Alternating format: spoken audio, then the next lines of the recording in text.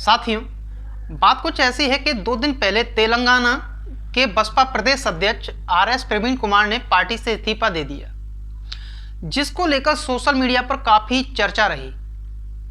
साथियों, आरएस प्रवीण कुमार ने जिस तरह से इस्तीफा दिया उसके पीछे क्या कारण रहा, इसकी हमने जानने की काफी कोशिश की, तब अंततः सही निष्कर्ष पर पहुंचे और जो कारण निकल कर आया उसने सभी बसपा समर्थकों को झकझोर कर रख दिया, चौंका दिया।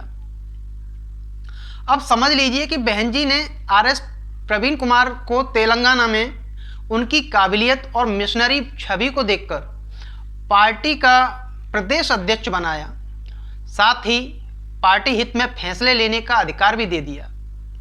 ये समझिए बहन जी ने इन्हें पूरे तरीके से फ्री हैंड कर दिया। लेकिन इन महाशय ने क्या किया?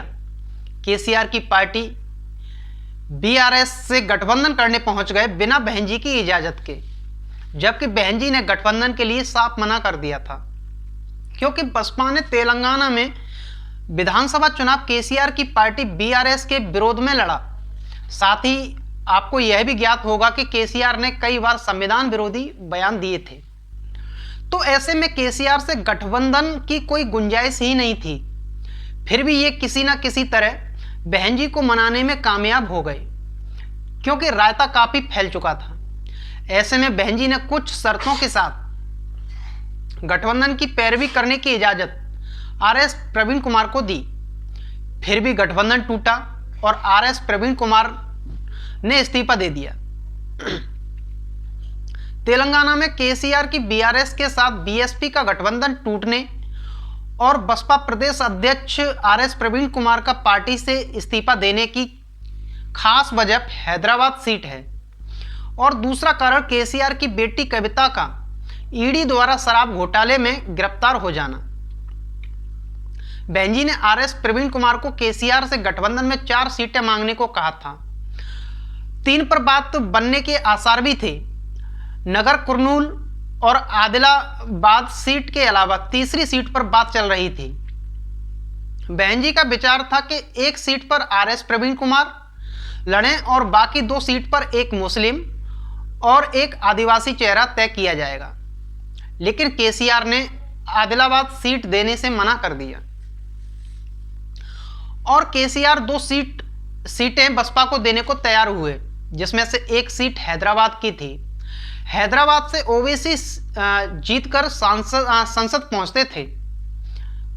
अगर बसपा हैदराबाद से ओवैसी के खिलाफ गठबंधन में कैंडिडेट उतारती है तो बहन जी को मालूम था कि हार तो पक्की ही है, साथ ही यूपी का मुसलमान भी बसपा से दूरी बना लेगा। बसपा सिर्फ एक नगर कुर्नूल सीट के बदले केसीआर का साथ देने के पक्ष में नहीं है, जबकि प्रवीण कुमार गठबंधन चाहते थे। ऐसे में बहन जी ने साफ कह दिया कि आप चुनाव नहीं लड़ोगे, कोई अन्य कार्यकर्ता चुनाव लड़ेगा। बस फिर क्या था, आरएस प्रवीण कुमार जी ने इस्तीफा दे दिया। यहां पर बहन जी ने अपनी सूझबूझ से निर्णय लेकर पार्टी के कार्यकर्ताओं को 15 सीटों पर केसीआर के लिए दरी बिछाने से बचा लिया। महत्वाकांक्षी होना ठीक है, लेकिन अति महत्वाकांक्षी होने का परिणाम सही नहीं रहता। बसपा आरएस प्रवीण कुमार की एक सीट के लिए पूरी पार्टी को केसीआर को जिताने में लगा दे, यह फैसला पार्टी के लिए ठीक नहीं था। सोचिए, आरएस प्रवीण कुमार के धोखे से बहन जी को कितना दुख हुआ होगा।